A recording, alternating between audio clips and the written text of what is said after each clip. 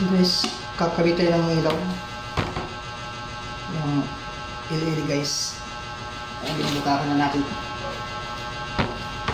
Tapos, linagyan ko para tuwid ng plug para ang bilis ng kabit. Kaya ito lang guys, papasok natin dito. Ayan. So, yung dalawang clip guys ito. Gagalan din sa loob guys.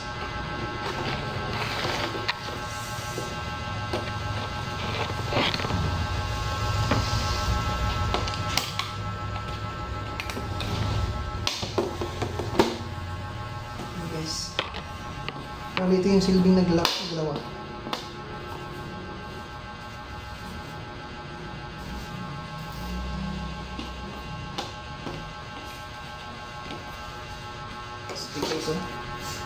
Ngayon guys, i-testing natin guys bago natin i-final guys. So ito na guys, no? Bago natin ikabit sa taas, testing muna natin. Ayun, no? Ilaw guys.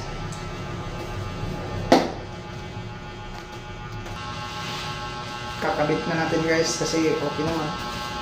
Guys. PVC ceiling project natin ni guys sa CR. So guys, meron naman tayong natatapos na yung araw ko guys. Yan guys ay PVC ceiling. Tapos no more. No nails, no nails.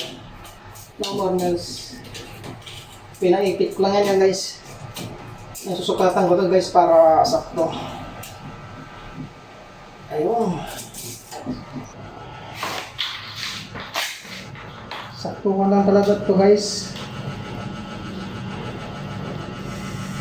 Yan. Ito yung mga sobra sa ginamit ko sa dito sa sa lasit. Papakinabangan yung mga sobra-sobra guys. Ginamit ko sa CR.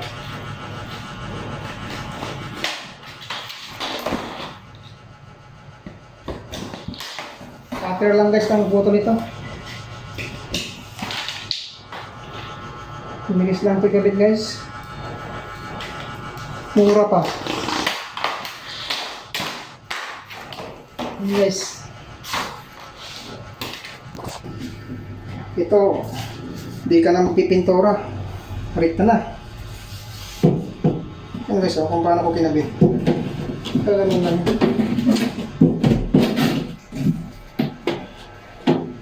Yan na.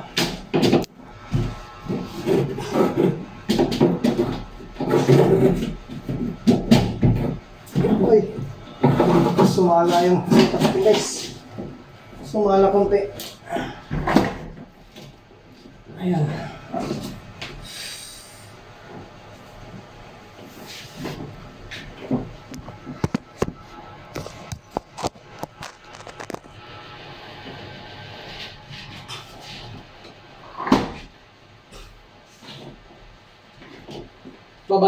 Babalok lang ito guys para pumasok dito sa kanto.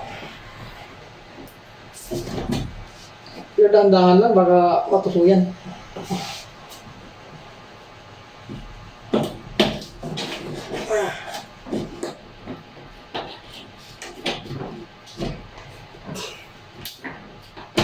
Yan guys, oh.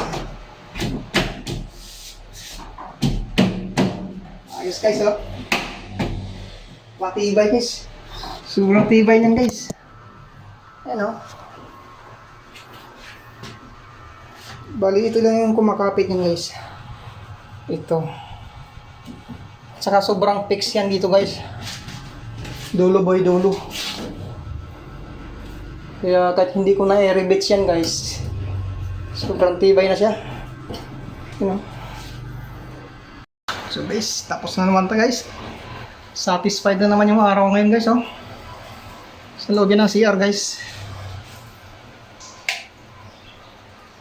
Lupit. Yan guys.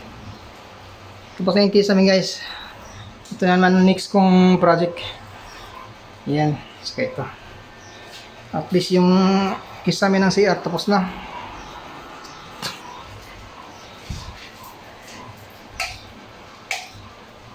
Yan guys, oh. PVC ceiling guys. Ito ay tira-tira lamang dito guys. Yan. Ayan guys, next project ko rin yan guys. Guys, mura lang yung ginastos guys.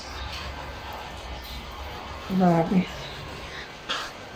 Pag ano mo yan guys, PVC ay hardiplex or plywood, sobrang mahal yan.